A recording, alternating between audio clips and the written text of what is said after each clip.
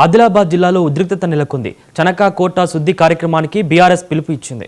దీంతో అలర్ట్ అయిన పోలీసులు ముందస్తుగా బీఆర్ఎస్ నేత జోగు రామన్నను అరెస్టు చేశారు.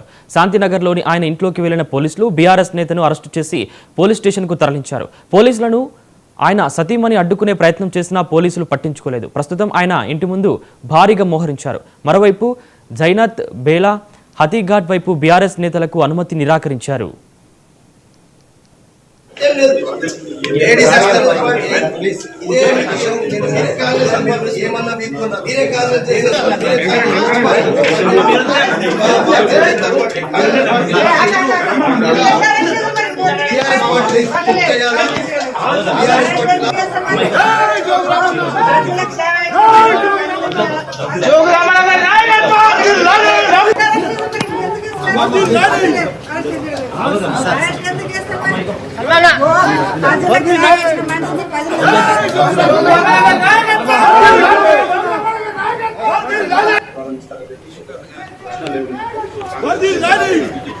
నేతలు కంపౌండ్ను ప్రారంభించినటువంటి